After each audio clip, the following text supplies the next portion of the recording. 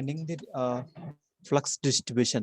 Okay, so at omega t is equal 0, at omega t is equal 30 degrees, at omega t is equal 60 and 90, different type of instance, I'm finding the what is the resultant flux direction. Okay, how the magnetic field is rotating. So like this, how this magnetic field is rotating. Okay, how the magnetic field is rotating, we are I'm finding. So why it is rotating in this direction. Okay, so at omega t is equal 0, so this is the flux direction. The resultant flux direction will be in this direction. At omega t is equal to 0. This is the first case now. At omega t is equal to 0, this is the resultant flux direction. Am I right? Okay, this is the resultant flux direction. At omega t is equal to 30 degrees, this is the resultant flux direction. Okay, at omega t is equal to 60 degrees, omega t is equal to 60 degrees. By substituting this 60, so we'll get pi x is equal to root 3 by 2 pi m, and pi y is equal to minus root 3 by 2 pi m, and pi z is equal to 0. So the phasor resultant flux is nothing but addition of phasor sum of pi x and pi y. Okay, this resultant flux pi r is a phasor sum of pi x and minus pi y. Okay, root 3 by 2 pi m and minus root 3 by 2 pi m. So that is nothing but pi x and minus pi y. Pi z is equal to 0. So that's why, so pi x is pi z is equal to 0 no? So pi x is equal to pi m by 2, and then pi y is equal to minus root 3 by 2 pi m. So this is called pi y. Am I right? This is called pi y, and then so this pi y is nothing but minus pi y is in this direction. So what is the magnitude? Minus root 3 by 2 times of pi y. Okay, pi m, and then so resultant flux. What is the resultant flux direction? So resultant of pi x and pi y is called resultant flux. Pi z is equal to 0. So addition of this phasor sum of this is through 2 is called resultant flux pi r. So angle between these two is called 60 degrees. Okay, understood. Angle between these two, pi x and pi y is called 60 degrees. Understood. So that's why the resultant flux direction in this direction. So there is a resultant flux direction for 60 degrees. For 60 degrees, this is the called resultant flux direction. So 2a cos alpha by 2, 2 into root 3 by 2 pi m into cos of 60 by 2. The angle between these two. Angle between these two is called resultant angle. 30 degrees here 30, then 60 degrees. That is nothing but 1.55 m. So that means the resultant flux is always, the magnitude of the resultant flux is always constant. That is called 1.5 times of pi m. Okay. At omega t is equal to 0 instant, at omega t is equal to 0 instant, so the resultant flux is magnitude is 1.5 times of pi m. And omega t is equal to 30 degrees, the resultant flux 1.5 times of pi m.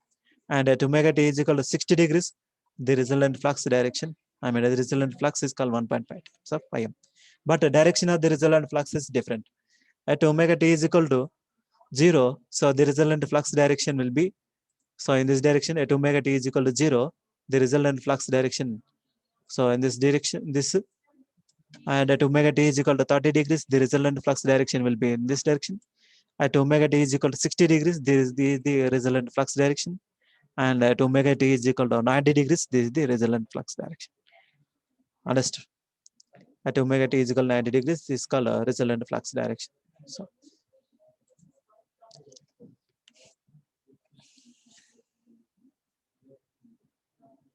So in this way we are getting, that means the resultant flux direction, resultant flux is clockwise direction. So first here, and then here, and then here, and then here. The resultant flux direction is a clockwise, is rotating in a clockwise direction. Okay, according to the phase sequence. Okay, understood? According to the phase sequence, the rotating magnetic field is this magnetic field is rotating. First in this direction, and then in this direction, and then in this direction, then in this direction. Okay, so that means this magnetic field is resultant magnetic field is rotating in a clockwise direction according to our phasors.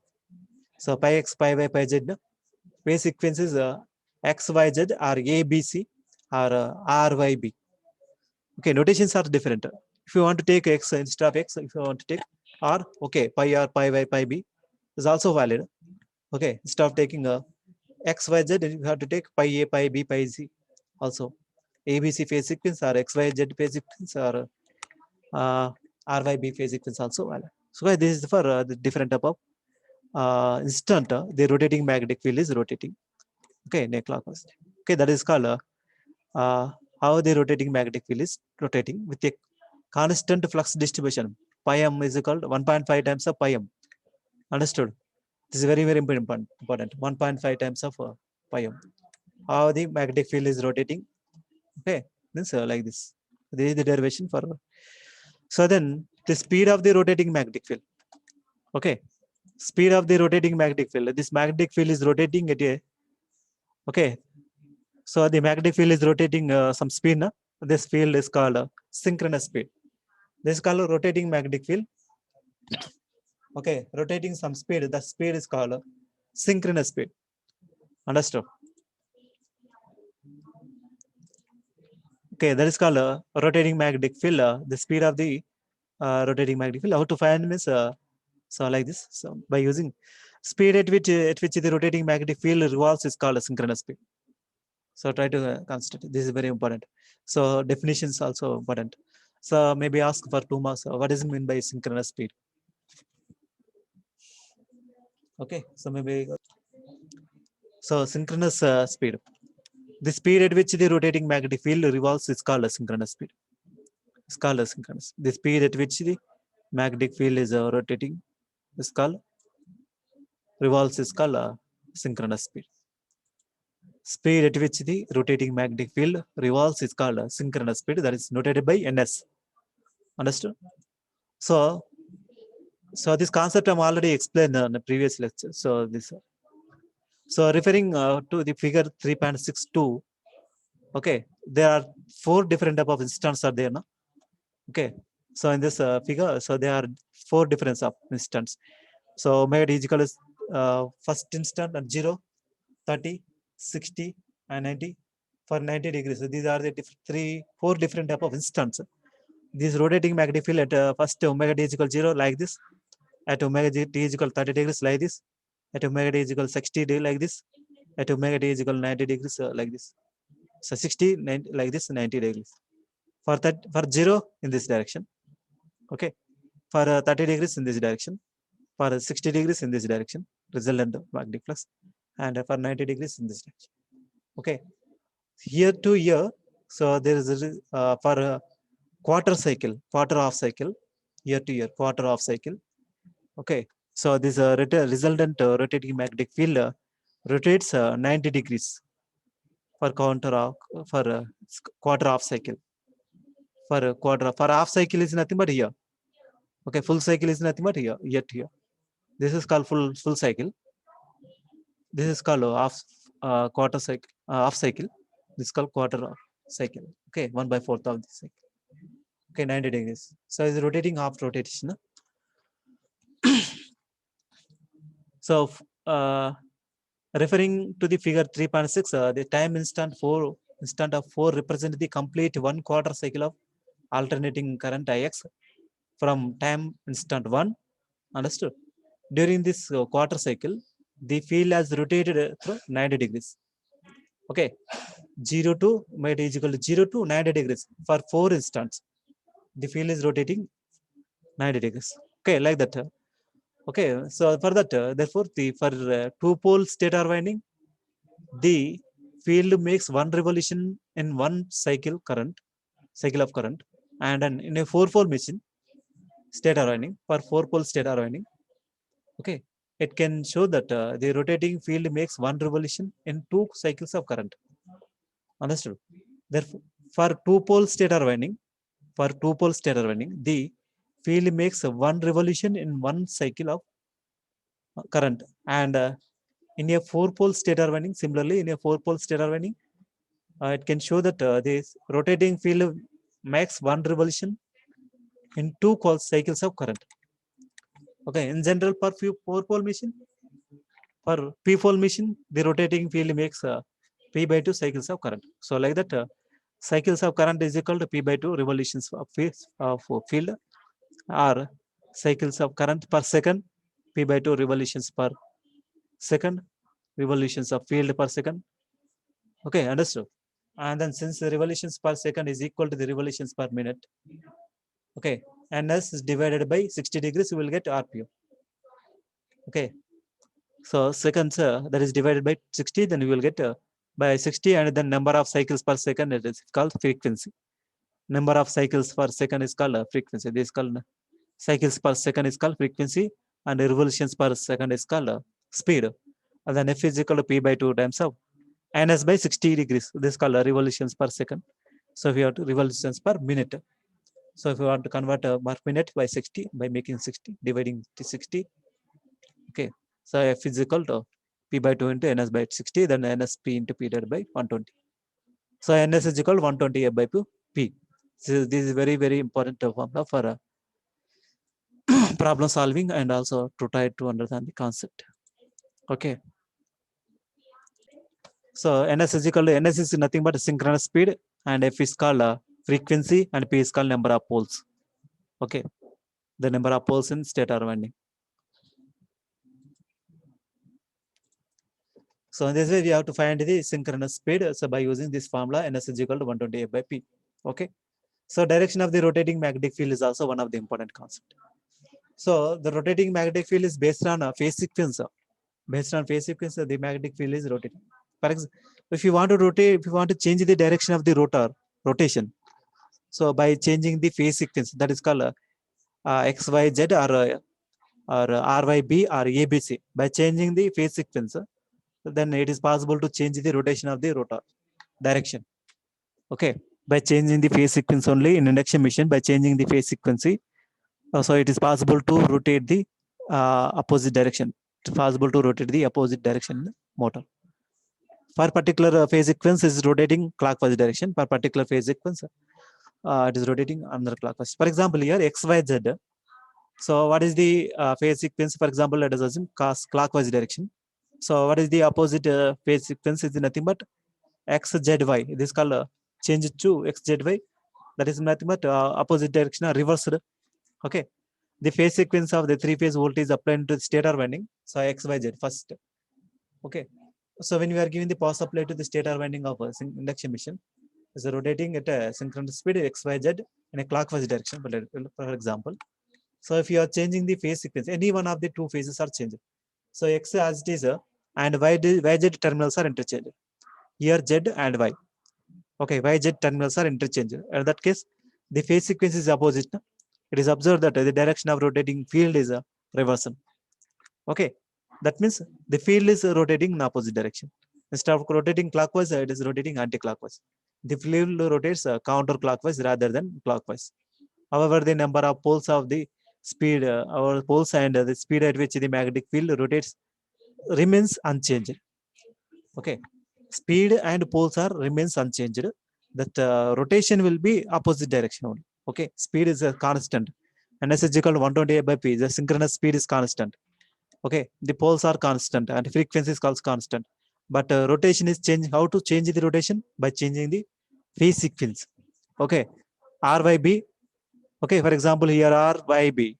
So if you want to change the phase sequence, same r b r b z b y. Okay, r y b means r b y. So like this, if you are changing the phase sequence, if any two terminals are changing, interchanging, this phase sequence will be changing. That means the induction motor is rotating opposite direction because of the magnetic field is rotating in another direction. Okay. So slip, next concept is slip.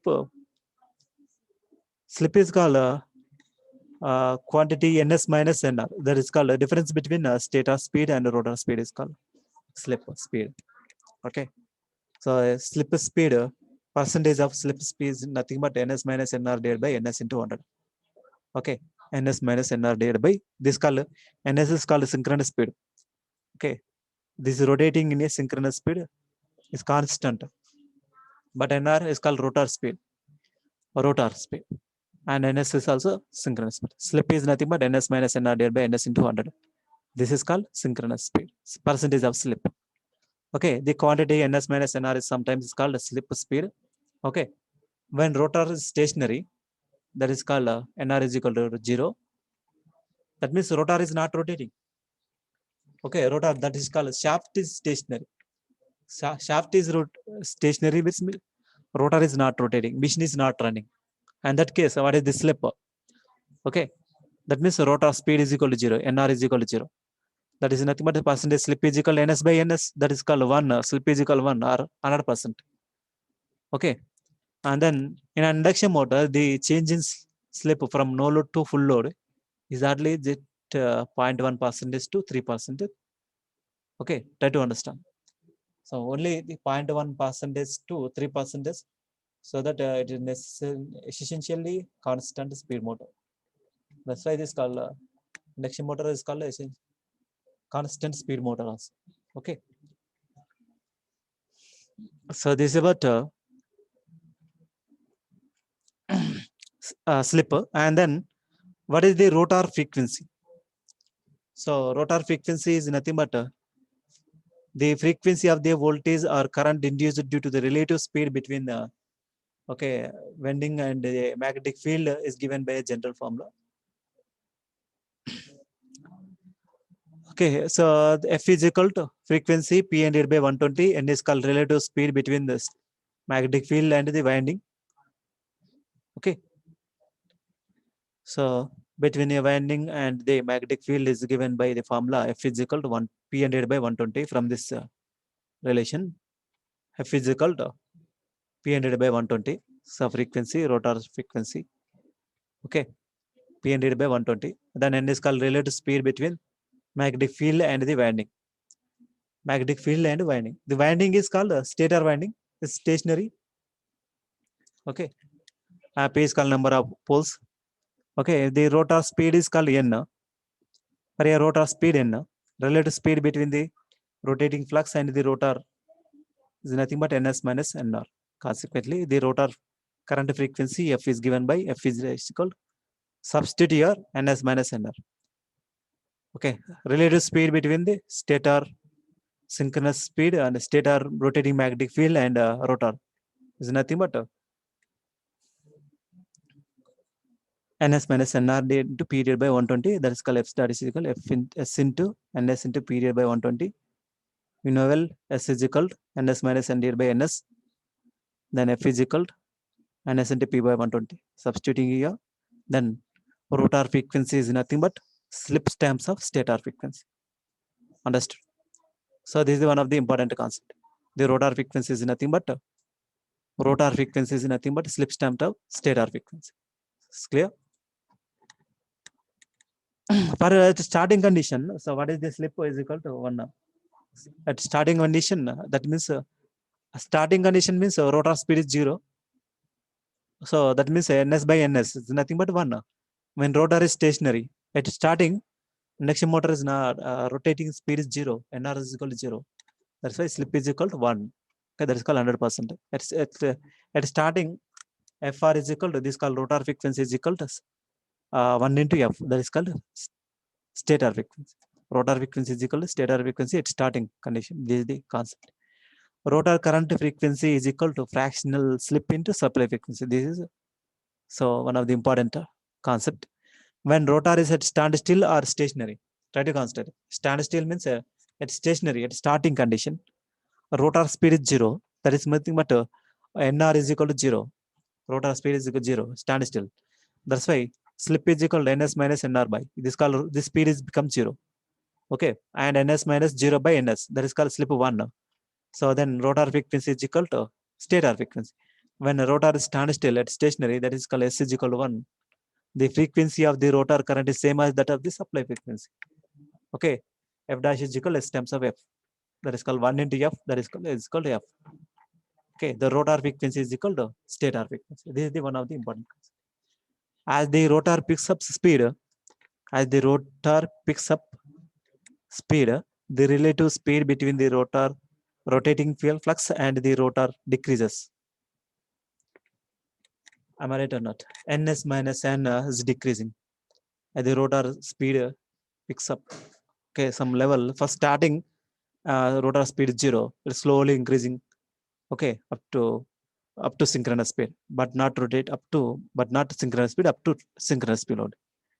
Okay. Consequently, the slip and the rotor current frequency decreases. Understood? So like this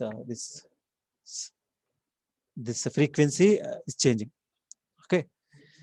So this is the equivalent circuit of a phasor diagram of a three-phase induction motor, same as a transformer. Okay, same as the transformer. So only here rotating part, rotor is rotating, same as transformer. So primary resistance, that is called winding resistance R1 and X1. So RC, XM, same as transformer. Okay, transformer is also single excited. Induction motor is also single excited, but an induction motor stator secondary side is short circuited. I mean, secondary side is short circuited and rotating. Okay, but in a transformer, it's connected to the load. Okay, so this is called stator side R1, X1, RC, XM. They all are same as transformer. This is called I0, this is called no load current. This is called I1, is called primary current. This is called primary is leakage reactance X1, and primary winding resistance R1. This is called supply voltage V1, and EMF induced in the stator winding is called E1, and it's called magnetizing current IM, and wattful component IW. They all are same as a transformer. Okay, but this is called stator side, and this is called rotor. The rotor side EMF induced is nothing but E2 dash is equal S times of E2. Slip times of E2 is developing at rotor side.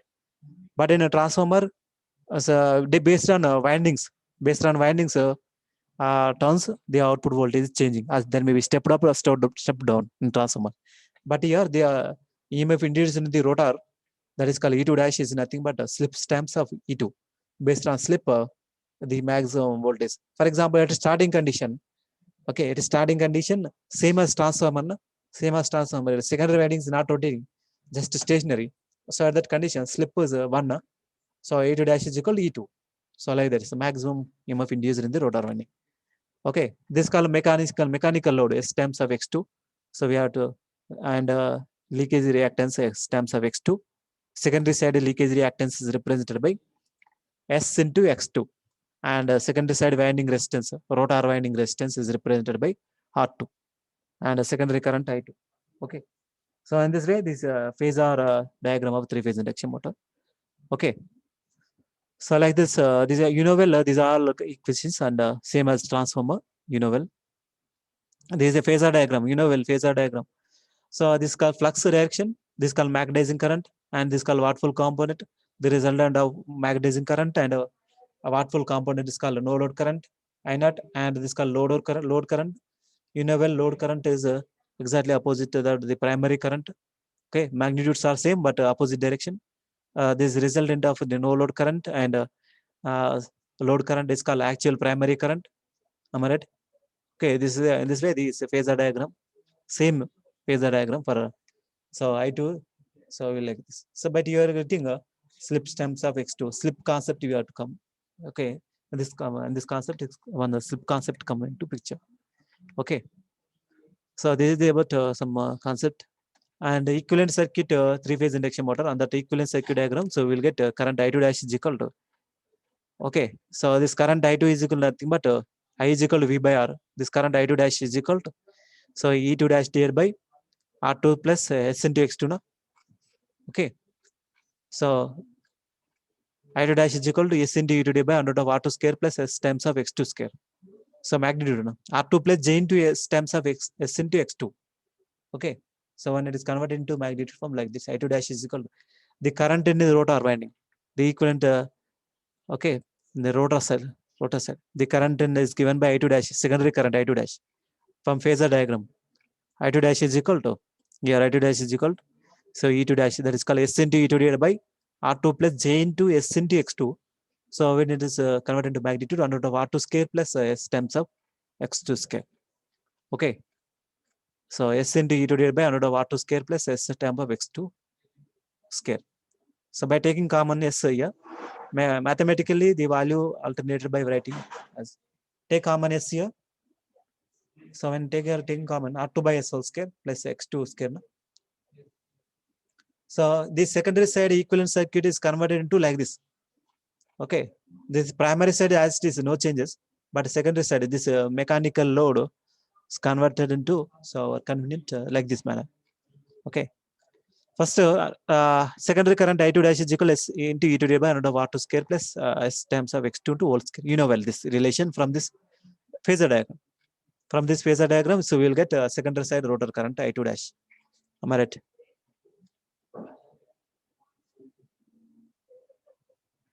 So understood. So like this, we will getting I2 dash is equal S into E2 dash divided by under R2 square plus S times of X2 whole square. Then by taking common S, you will get E to D by under of R2 by S whole square plus X2 square. So then how to convert this secondary side convenient our same as equivalent circuit according to the our equivalent circuit. So R2 S into X2. Previous R2 plus S into X2, no? So that is converted into same I2 dash E2 divided by taking common S. So this converted into like this formula. Based on this formula, so this expression both are same. I2 dash is equal S into E divided by under R2 square plus S times of X2 square. This expression and this expression both are same, na? That means this equation and this circuit, secondary circuit diagram and this circuit diagram both are same. Okay, I2 dash is equal to X2. Okay, R2 by S is changing. By changing the slip is here the R2 by S is changing. Yes, slip is changing. So by maintaining the X2 is constant. X2 and S into X2 are variable. Because of S into S is changing, slip is changing. That's why S into X2 is changing. By here X2 is constant. Okay, leakage reactance is constant, and that R2 by S is changing. So R2 by S. X2 here, R2 by S. And also this equation is converted into like this manner. Okay. So this equation RL is equal R2 by into 1 by S minus 1. This circuit diagram, both are same.